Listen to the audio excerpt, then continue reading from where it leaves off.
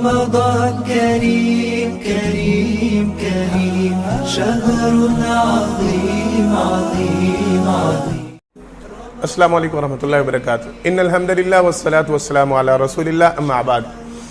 हज़रात मोहतरम, हमारे मुआशरे में नमाज को सिर्फ एक फरीज़ा समझ के अदा किया जाता है। जो लोग नमाज की पाबंदी कर रहे हैं, उनकी बात हो रही है, वो भी नमाज को सिर्फ एक इबादत समझ के अदा कर रहे होते हैं। जबकि हम कुरान और हदीस का मुतालिया करें तो ये बात समझ में आती है, नमाज सिर्फ एक इबादत के तौर पे नहीं, हमारे कई मसाइल का हल बना के अल्लाह रब्बुल आलमीन ने इसे भेजा। कुरान करीम में अल्लाह रब्बुल आलमीन ने इस बात का ऐलान फरमाया, वस्तईनु बिस्सब्रि वस्सलाह। अल्लाह रब्बुल आलमीन इरशाद फरमाते, अगर तुम्हें अल्लाह खालिक मालिक कारसाज दाता की मदद चाहिए तो इस्तईनु बिस्सब्रि वस्सलाह, पहली चीज सब्र और दूसरी चीज नमाज के साथ अल्लाह का ताउन, अल्लाह की मदद को हासिल करो। यानी हमें पैगाम ये दिया जा रहा है कि किसी भी परेशानी का शिकार हो, किसी भी गम का शिकार हो, किसी बीमारी का शिकार हो, किसी तकलीफ में मुब्तला हो और आप ये ख्वाहिश रखते हो कि इस मसला में, इस मामला में अल्लाह रब्बुल आलमीन आपकी मदद करें, तो फौरन नमाज को अदा करें। और मेरे और आपके समझने के लिए ये बात बड़ी काफी है कि जिसकी मदद अल्लाह रब्बुल आलमीन शुरू कर दे, क्या उसे कायनात में किसी और की मदद की जरूरत हो सकती है? हरगिज नहीं। हज़रात मोहतरम, अंबियाए किराम और आप सल्लल्लाहु अलैहि वसल्लम की हदीस मुबारका में अल्लाह के वलियों का ये जिक्र मिलता है, वो जब भी किसी मुसीबत का शिकार होते थे तो नमाज को अदा करते थे। जनाब इब्राहिम अलैहिस्सलाम का वाकया मिलता है, अपनी अहलिया को लेके, हजरत सारा को लेके जा रहे थे, रस्ते में बादशाह ने रोका। किस्सा मुख्तसर मैं आपको सिर्फ सुना दूं। बादशाह ने रोका, वो बदकार था, वो हर आने वाली खातून से बदकारी किया करता था।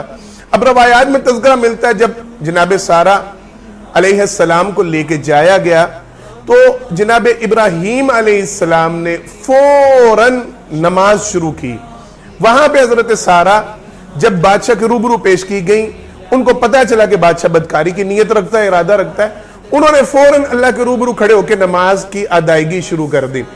जनाब मोहम्मद मुस्तफ़ा सल्लल्लाहु अलैहि वसल्लम ने बतलाया, अल्लाह रब्बुल आलमीन के हुक्म से बादशाह के ऊपर पकड़ आई, वो जमीन पे गिरा और बैल की तरह धाड़ने लगा और पनाह मांगने लगा और माफिया मांगने लगा।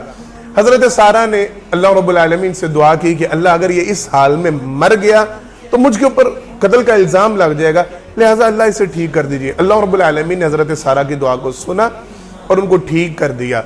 दोबारा वो बादशाह की नीयत में फतूर आया, उसने फिर हजरत सारा की तरफ हाथ बढ़ाना चाहा। हजरत सारा ने फिर नमाज शुरू की और फिर अल्लाह रब्बुल आलमीन से इल्तिजा की। बादशाह फिर जमीन पे गिरा और जमीन के ऊपर लोटपोट होने लगा और फिर माफी मांगने लगा। 3 मरतबा ये मामला हुआ। नबी करीम सल्लल्लाहु अलैहि वसल्लम ने फरमाया, तीसरी मरतबा जब वो ठीक हुआ हजरत सारा की दुआ से, तो कहने लगा निकल जाइए। और फिर उनको वापस बुला के अपनी बेटी हाजरा उनकी खिदमत के लिए वक्फ की। हमारे लिए सबक ये है, परेशानी के आलम में जनाब इब्राहिम अलैहिस्सलाम ने भी फौरन नमाज शुरू की और हजरत सारा ने भी नमाज अदा की और अल्लाह रब्बुल आलमीन ने मौजज़ा फरमाया, उनको परेशानी से निकाल दिया। जनाब मोहम्मद मुस्तफ़ा सल्लल्लाहु अलैहि वसल्लम ने बनी इसराइल के एक शख्स का तज़किरा किया, जुरैज नामी, मारूफ वाक़या आप लोगों ने सुन रखा होगा। अब सल्लल्लाहु अलैहि वसल्लम ने फरमाया, माँ ने बद्दुआ दी कि तुम फोत होने से पहले किसी बदकार फाहिशा का मुंह देखो। एक खातून उसके हुजरा में आई, उसके पास आई, उसने बदकारी की दावत दी, इसने इनकार कर दिया। वो बाहर गई, किसी चरवाहे के साथ बदकारी की और बच्चा जना, और बच्चा जनने के बाद लोगों में शोर मचा दिया कि ये जुरैज का बच्चा है। लोग आए, लोगों ने आके जुरैज के माबद खाने को गिरा दिया, जुरैज को मारना पीटना शुरू किया।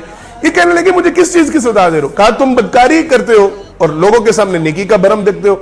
लोग, उनकी ये आदत होती है, वो बिला तहकीक, बिला सोचे समझे, खुसूसन दीन वालों के हवाले से हमारा ये रवैया होता है, हम बगैर सोचे समझे सुनी सुनाई बातों पर हम फौरन चल पड़ते हैं। लोगों ने कहा, तुमने इस बच्चे को, ये बच्चा तुम्हारी औलाद है, ये तुमसे पैदा हुआ। जुरैज कहने लगे, मुझे मौका दिया जाए। किस चीज का? कहने लगे, मैंने 2 रकात नमाज पढ़नी है। लोगों ने मौका दिया, नमाज अदा की। नमाज अदा करने के बाद उस बच्चे के पेट को टहोका दिया और पूछा, अब बच्चे बोल, तेरा बाप कौन है? वो मासूम नौमौलूद बच्चा, अभी पैदा होने वाला बच्चा बोल के कहने लगा, मेरा बच्चा, मेरा बाप फुला फुला चरवा है। ये इल्जाम लगाया जा रहा है जुरैज तुझके ऊपर, जो ये बात कही जा रही है कि तू मेरा बाप, ये झूठा इल्जाम। हमारे लिए सबक ये, जुरैज के ऊपर मुसीबत आई तो जनाब मोहम्मद मुस्तफ़ा सल्लल्लाहु अलैहि वसल्लम ने फरमाया, फौरन नमाज का साथ लिया। जनाब मोहम्मद मुस्तफ़ा सल्लल्लाहु अलैहि वसल्लम का अपना ज़ाती अमल भी यही था। माजी आयशा रज़ी अल्लाह तआला अन्हा बयान फरमाती है, जब भी परेशान होते, जब किसी मुसीबत गम तकलीफ की खबर मिलती, आप सल्लल्लाहु अलैहि वसल्लम फौरन नमाज पढ़ते। नबी करीम सल्लल्लाहु अलैहि वसल्लम कहा करते थे, जुइलत कुर्रतु ऐनी फी सलाह, मेरी आंखों की ठंडक नमाज में रखी गई। बिलाल रजी अल्लाह तआला को हुक्म दिया करते थे, अरे ना या बिलाल, बिलाल खड़े हो और नमाज के लिए हमें बुला के हमारे दिलों को राहत पहुंचाओ। हजरत मोहतरम, कोई भी गम आए, कोई परेशानी आए, कोई मुसीबत आए, फौरन नमाज के जरिए अल्लाह रब्बुल आलमीन से मदद मांगा करें। माओ बहनों बेटियों के लिए खास पैगाम, ससुराल में कोई गम हो, परेशानी हो, मुसीबत हो, बजाय वालदा को बतलाने के लिए, बहनों को कॉल करने के लिए अल्लाह से कॉल मिलाएं, अल्लाह से रुजू करें। अल्लाह मुझे और आपको अमल करने की तौफीक अता फरमाए। आखिर दावाना अनिल हम्दुलिल्लाहि रब्बिल आलमीन।